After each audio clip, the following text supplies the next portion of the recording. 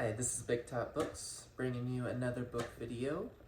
It's been a little bit of time. I ended up having a really busy February, so I didn't get to make as many videos as I wanted to. Didn't get to honestly read as much as I wanted to, in part of my busyness and in part because I honestly struggled with a few books this month. All good books, like objectively, just not my particular taste with some of them. But there were some really great ones in here, and even one today that I read that I'm so excited to talk about a little bit about. But yeah, I did do another video. I did film another video already talking about some of these first few books that I read. So I'm going to be posting that one later.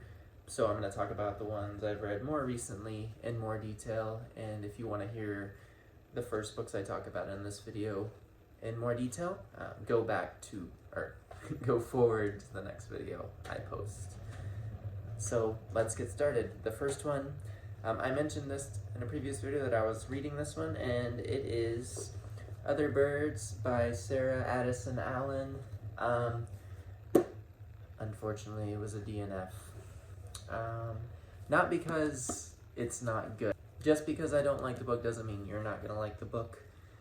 It just wasn't for me in this moment of my life where I'm at now, and because it is a more lit fic, there's a lot of magical realism, but when I'm not particularly connecting with that character, or just not really interested in where that character is gonna go, I'm less inclined to finish it.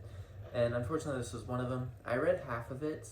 The writing is really beautiful, and I will say that it was very magical, whimsy. And if you're someone,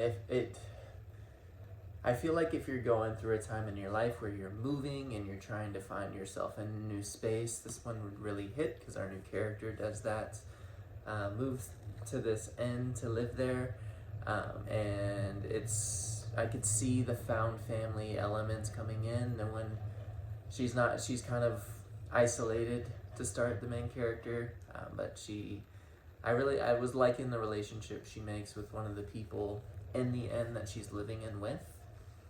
It just wasn't captivating enough for me to continue, and a part of me was like, I wanted to just see how their relation ended up. Because one person is grieving because someone has suddenly died in this inn, and the new person's like, well, this is interesting, let's research what's going on, and it would have been interesting. I think I would like to see how it ended up with them, and like the exploration of that character, how they dealt with that grief later on.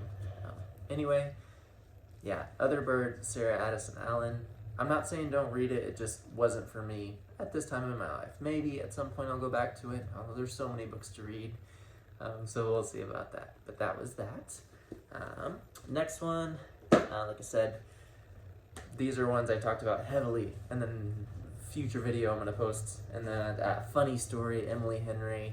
I have a whole vlog where I'm kind of reading through and giving my thoughts as I read this. Main thoughts, I sincerely enjoyed this. 4.5 out of 5. Love Emily Henry. I think this is my favorite of hers so far. Very excited for Great Big Beautiful World coming out in April. This just reminded me so much of New Girl, like the dynamic of it. The writing even, it's just ridiculous at times, but I'm all here for it. And yeah, Miles and Daphne, I love their dynamic. I really liked how Miles wasn't like this picture perfect guy. So the premise of the book for this one, what happened in this book? That's how I read books, and then I know the feeling of them, and then I'll forget the plot entirely.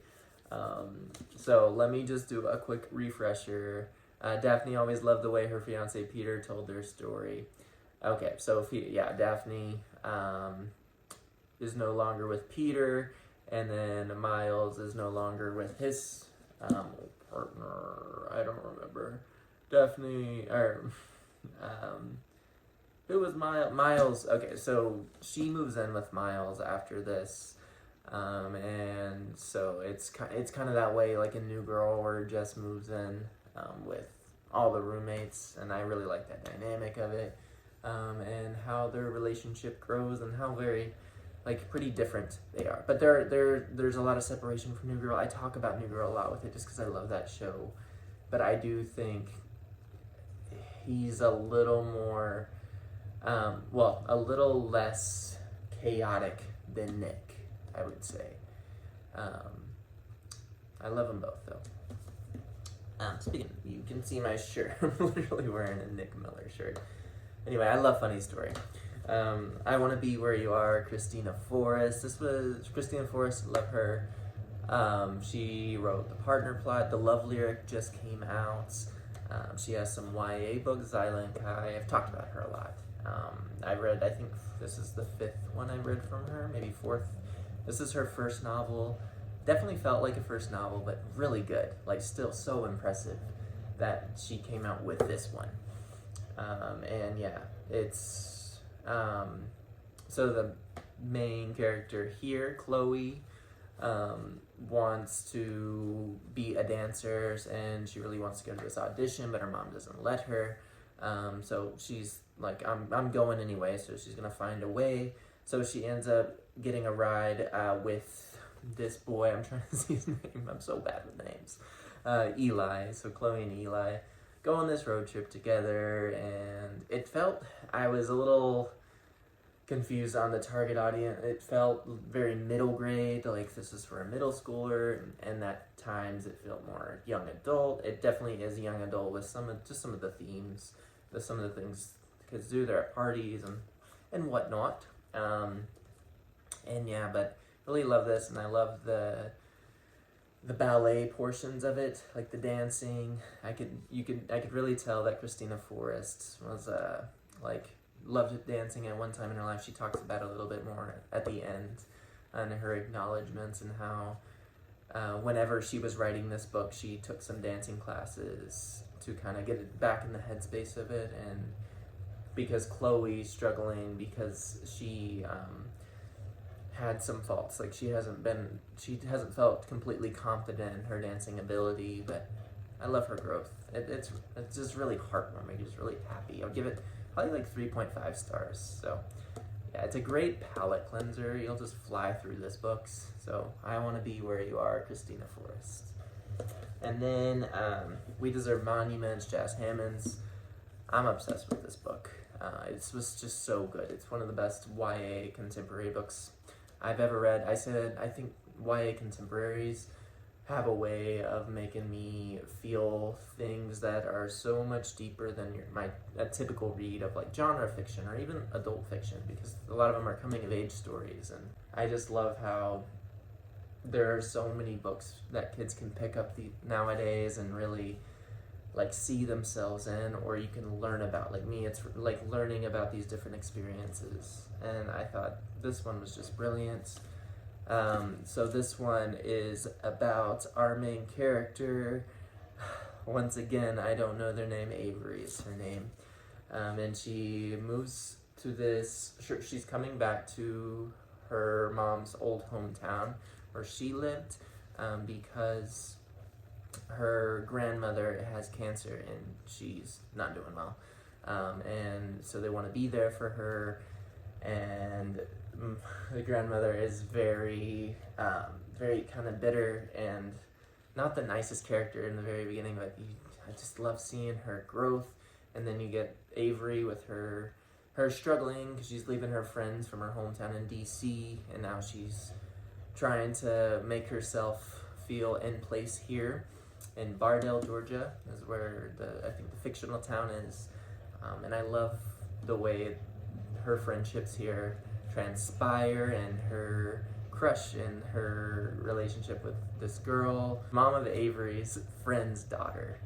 So there's that, and yeah, it's just so important. I loved it. I talk more about it in the other video, so go see that if you want to hear more of my thoughts. 5 out of 5 stars. I have no complaints about this book.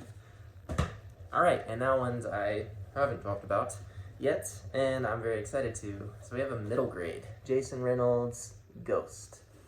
I flew through this book, it is short, it's 180 pages and they're short pages. But not just because it's short, but because it's just so impactful. Jason Reynolds is just a master at voice. He really gets into the head of our main character here, Ghost, and like thinking how a 12-year-old boy would think. And it's just so funny, like some of the things with language, like he doesn't, like there's one point where he's in this convenience store and the shop owner's like, there's no loitering here, you need to go. And he's like, I'm not loitering, I'm keeping everything, like I'm not throwing anything on the ground, I'm like, I'm just standing here. So he thinks he's saying littering, like just little things like that. It just, such great insight, like to how somebody would think. The key attention to details, I think that really makes a character feel real. And you got to think about age in a lot of instances. And and Ghost lives kind of in the projects. He is been struggling for his whole life. So in this story, he wants to run against somebody in the track team. Like he wants to prove he's fast, and he's got like these big shoes on and these jeans, and he ends up racing one of the kids who's supposed to be the fastest on the team, and he ends up beating them in this, and the coach is reluctant to let him on the team, but then he ends up letting him because of that, and making sure he makes Ghost promise that he's going to act well in school, and just be a good kid, good student. But you just see Ghost is a little bit of a hothead, and he really has trouble biting his tongue and like not reacting. I'm really excited. I think I want to read the rest of these, the quartet, so you get every track member and like their story. And the next one's Patina. And I'm excited about Patina because I think she's the only girl on the track team, or she's the only one of the books, and she's awesome, and I really liked her in the story, and I would love to know her story more, going deeper into that. I love like the way Ghost grows in the story with the teammate, even though he reacts with anger a lot of the time, which he has perfectly valid reason to. He grows so much, and he has such a big heart, and I really love this. I didn't think this would stick with me as much. I thought after reading it's gonna be one of those books where you read and you kind of forget about, but no, I think about this book more than I thought I would. I'd give it like 4.25 out of 5. Really, really good middle grade.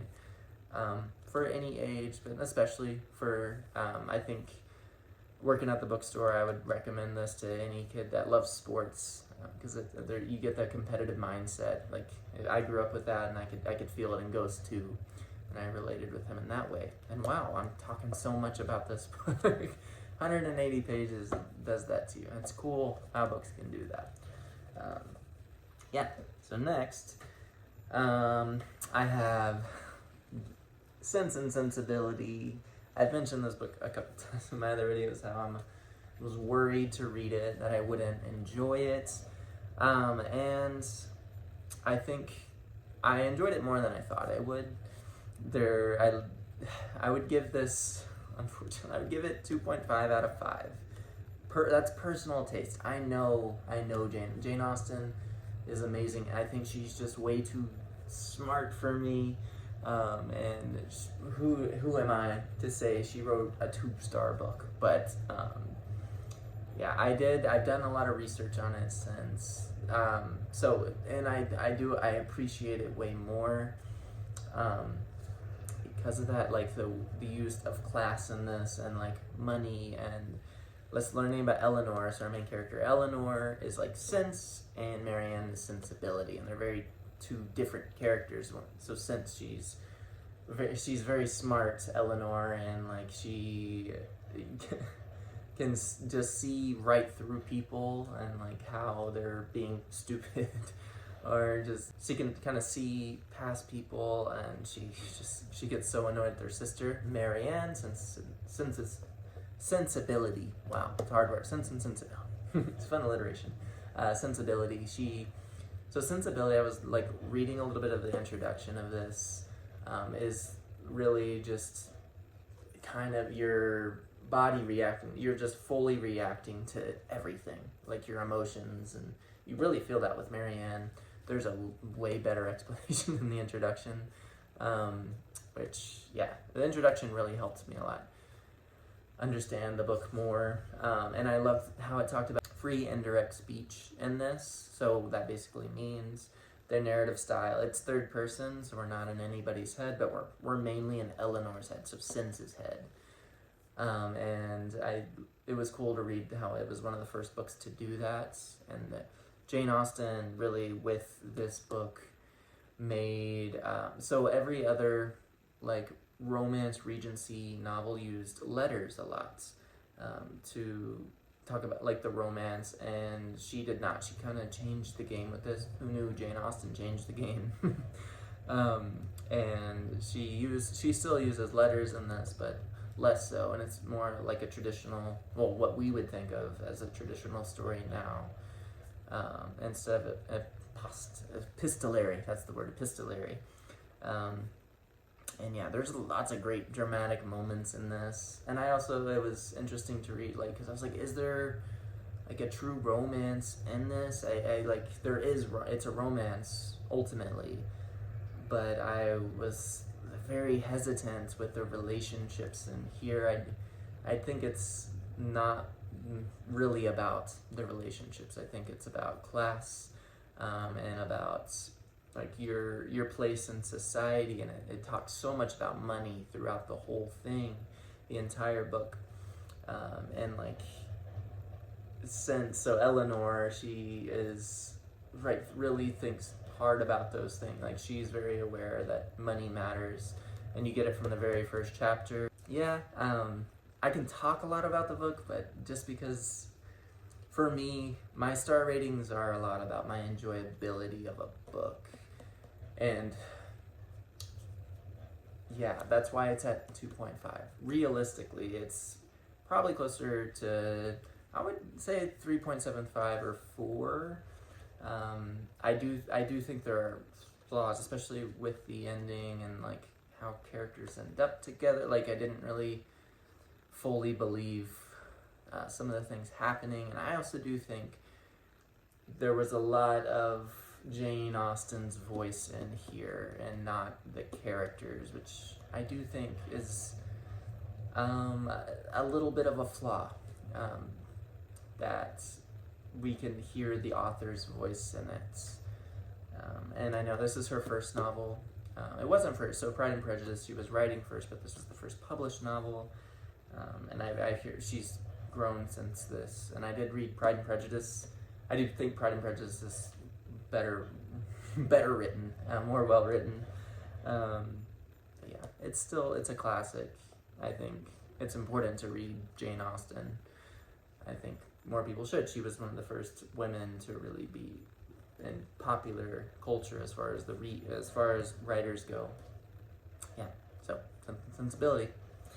Next up, and this one I was gonna put on one of my next videos for what I want to read, kind of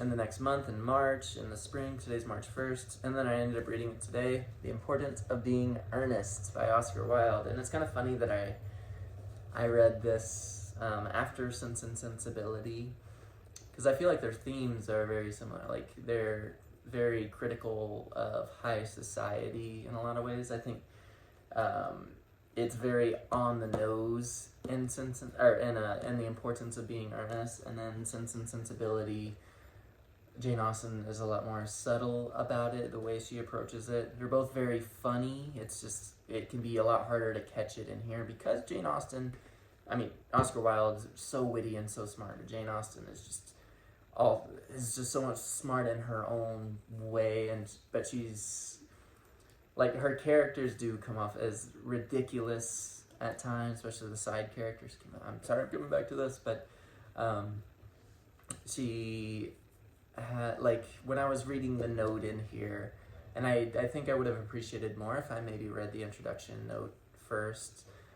It's like Eleanor is like kind of looking past through these people, and she like there was a line that's something like she smiles more than she laughs in the book, because she understands things that other people aren't gonna understand, and you as the reader are supposed to understand it with her.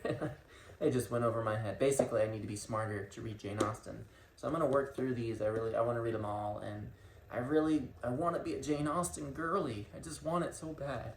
So I'm gonna keep working on it, I promise. Okay, back to the importance of being earnest. Oscar Wilde. Oh my god, this book is so fun. It's a play, it's not really a book. And I thought it was this whole thing. It's only 75 pages, and that's why I read it today, because I'm in the middle of another book. But I needed a little palate cleanser from it, and I'll talk about that in a minute. But, so this, yeah, it's a critique of, like, high society, and just ridiculous. So, yeah, in this, I just want to read the dynamic between the characters. I don't want to talk too much about it because it is 75 pages, and I think you should just go in and read it. If you want to know what it's about, look it up. I highly recommend Oscar Wilde. I have another book, The Picture in Dorian Gray. I did read. Let me grab that real quick, my copy, because I like to have the book in front of me. All right, don't look at the shoes. All right, Picture in Dorian Gray. I really like this copy. I love the green sprayed edges. Green and purple, like my two favorite colors. Anyway, I feel like the beginning note in this, the preface, is the best way to kind of feel the vibe of the importance of being earnest. So let me read this first. So, the artist is the creator of beautiful things. To reveal art and conceal the artist is art's aim. The critic is he who can translate into another manner or a new material his impression of beautiful things. The highest as the lowest form of criticism is a mode of autobiography. Those who find ugly meanings in beautiful things are corrupt without being charming. This is a fault. And it kind of goes on and on, just about being a critic and an artist. And so I think like the tone of that, because this is a very different book. It's much darker. It's a lot darker, and kind of gets even thriller-y vibes towards the end. This is a lot lighter, and I think a lot funnier. Like, oh my god, let me just read some of the lines here. So this is just random character. I'm just going to read from wherever. So Algernon, one of our main characters. I shall probably not be back till Monday. You can put up my dress clothes, my smoking jacket, and all the Bunbury suits. Then Lane, so Lane is like a servant, says, yes, sir. Algernon, I hope tomorrow will be a fine day, Lane. Lane, it never is, sir. Algernon, Lane, you're a perfect pessimist. Lane, I do my best to give satisfaction, sir. And that's just, it's so, like, if that kind of humor. And another line, let me see. Oh, this is one of my favorite parts of the book. I'll just read this. I think this perfectly encapsulates kind of the humor and what I want to talk about in a second. So Algernon said, it's Algernon and Jack, so our two main characters. Algernon, women only do that when they have called each other a lot of other things first. So calling each other sisters. Now, my dear boy, if we want to get a good table at Willie's, we really must go and dress. Do you know it is nearly 7? Jack, oh, it always is nearly 7. Algernon, well, I'm hungry. Jack, I never knew you when you weren't. Algernon, what shall we do after dinner? Go to a theater? Jack, oh no, I loathe listening. Algernon, well, let us go to the club? Jack, oh no, I hate talking. Algernon, well, we might trot round to the Empire at 10? Jack, oh no, I can't bear looking at things. It is so silly. Algernon, well, what shall we do? Jack, nothing. Algernon, it is awfully hard work doing nothing. However, I don't mind hard work where there is no definite object of any kind. It's just so witty. I just love Oscar Wilde. It was just such a joy reading this, and it's so quick. And yeah, and I think with that, because there's a lot of like, I don't want to go to the theater. I hate listening. Like, it's like they're trying to like be in high society, but they reject it at the same time. And like they're trying to they want to put on the persona that they want to be like, you basically, you have to put on this persona of high society all the time. It talks a lot about looks are just important as money. Like one of the main characters in here, like towards the end, says it doesn't matter if you have money if you're ugly. So you have to, there's layers to it there, and yeah, but at the end of the day, money is the most important thing. And so the main characters in here, just give you a little taste of it, is kind of, they live two lives, both of them. And the other persona is Earnest. So Earnest, the importance of being earnest is where you get the characters, and also earnest, what does it mean to be earnest? Like, you're being true to yourself, but are they being true to themselves? I don't know, I'm kind of rambling. I'm kind of just reeling because I just read this recently, like within the last couple hours. So I'm still trying to wrap my head around it, but I find it so funny. It's weird to give this stars.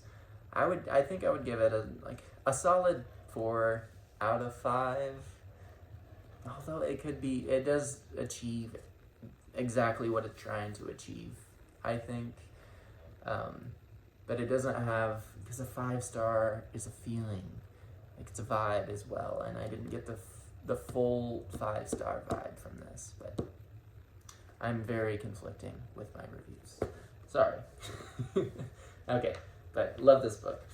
And then the book I'm currently reading, like Importance of Being Earnest was kind of like in the middle. I'm reading Under the Same Stars by Libra Bray. I'm about halfway. I just want to show you how beautiful this book is. Oh no, I tore my bookmark. It was already a little torn. I can't find it now, the inside of it. Oh, it kind of makes it a little more even though. Anyway, so we have Under the Same Stars, beautiful cover, and then we have these beautiful like edges, and it just creates like a shattering feeling in you, which kind of fits the book. So we got this, which is really pretty, and then that was it should have been so much better, but boom. Beautiful. Oh my god, and that tree is significant.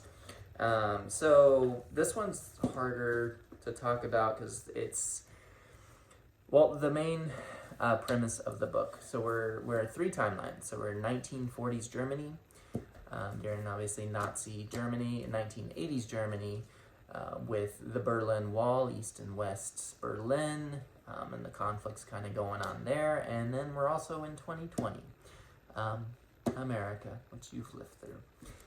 So you kind of know what's going on there.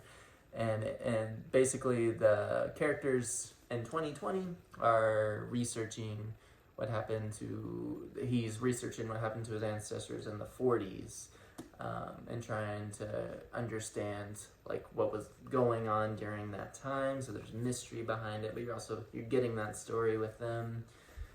There's 3 romances in each era, and I think they're all really well done in their different ways. Like the 2020 one is like kind of through Zoom, and yeah, it's like really, it's a lot of yearning in that one. 1980s is my favorite actually, which I wasn't expecting. Because obviously the contemporary, I would expect to really like what's going on with the 2020 story, since I am so close to that already in the 1940s. Like, I've always been intrigued by the 40s in Germany, like Holocaust Germany and Hitler, and like how people can succumb to that, especially now living in our current political climate. But 1980s Germany, I wasn't really aware of as much with the Berlin Wall, and maybe that's part of the reason why I'm intrigued by it, because I'm learning more from it. But the characters in that, it's like there's one really, like, they're like really revolutionist. It says 3 rebels, 2 murders. The murders. What are the murders? And I love the character. So the main character there, goes from Dallas to Berlin and is living in Berlin at this time in the 80s. And they're trying to get acclimated there, and they make friends with a neighbor upstairs who you learn more about the 40s through the 80s too with that. I don't want to give too much away, but and then also with these kind of outcasts in society in Berlin, and she kind of follows them around, and they're a punk. It's like this punk band, and they play like this really radical, like weird music where it's just like kind of they're just playing whatever they're feeling, and they're singing whatever comes to their head, and it's all very present. And I think that's such a big theme of the book. Is I'm not done with it yet, and I'm excited to continue. I'm a little nervous too because I think it's going to be heartbreaking.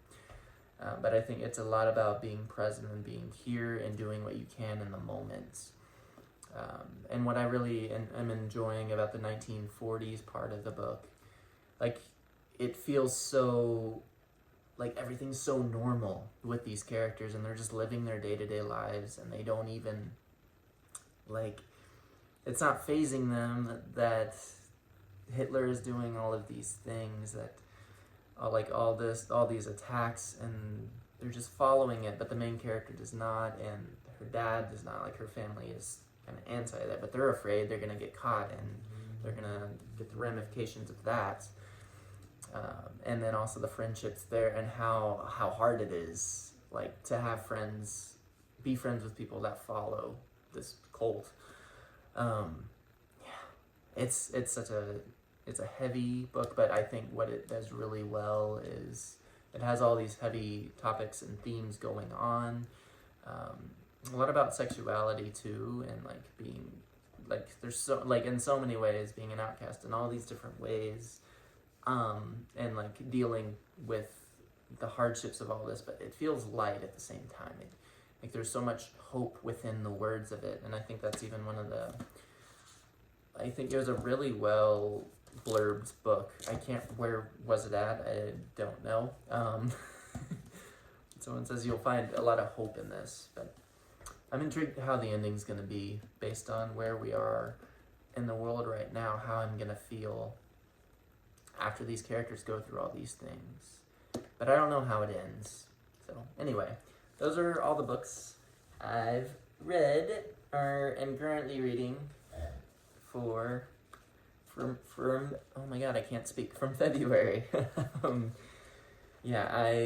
It was a weird reading month, not as good as January, where it's hard to beat me of Hunger Games, which I'm so excited for in March. The new Hunger Games book is coming out. But yeah, these are them. I would love to hear your thoughts if you've read any of these, the classics, if you want to talk about Jane Austen and convince me even further that she's brilliant. I already know she's brilliant, I promise. And if you want to talk about Oscar Wilde, if you have any classics that you think I might like even more, I would love those recommendations. I'm always looking for good classics. I love Oscar Wilde. I think he's my favorite of the classic authors. I'm still rambling. I need to stop rambling. Yeah, like I said, go watch my other video if you want to hear more about these books, although I'm to talk for over 30 minutes, it says here. Yeah. Please like and subscribe if you like my videos. It really means a lot. This is Big Top Books, and have a good one. I don't know my outro yet.